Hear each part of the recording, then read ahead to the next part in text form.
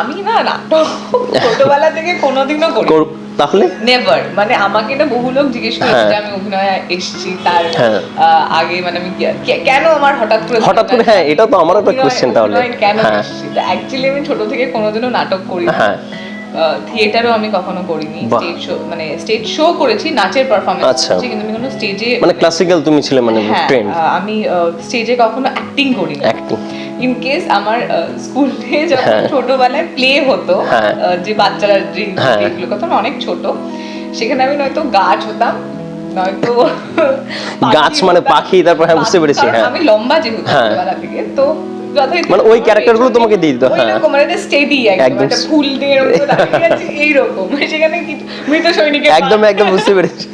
আর কিছু আচ্ছা আচ্ছা আচ্ছা, তারপরে খুব অদ্ভুত। তাহলে ওখান থেকে তোমার এই জার্নিটা কি করে হলো, মানে সেটাই একটু বলো যদি আমাদের।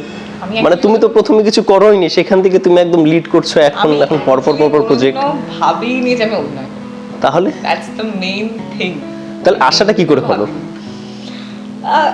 ওই থাকে না সুপ্ত একটা মানুষের হয়তো কোথাও কোনো ইচ্ছে থাকে, এটা আমরা হয়তো অনেকে রিয়েলাইজও করতে পারবো আমাদের সঙ্গে, যে আমরা অনেক বয়স অবধি আমরা নিজেরা বুঝতে পারি না যে আমরা কি করতে চাইছি। একদমই তাই, এটা অনেকের রিয়েলাইজেশন হয় না, অনেকটা বয়স পরে রিয়েলাইজ করে যে এবার আমি এই দিকটা ধরে যাব। হ্যাঁ, তো সেটা হয়তো আমার তখন হয়েছে যখন আমি হয়তো গ্র্যাজুয়েশন, মানে আমি কলেজে পড়ছি বা তারপরে মানে কলেজটা জাস্ট শেষ হয়েছে। তারপর আমার এখনো মনে আছে আমার মা একটা চাকরি নিয়ে এসেছিল আমার জন্য।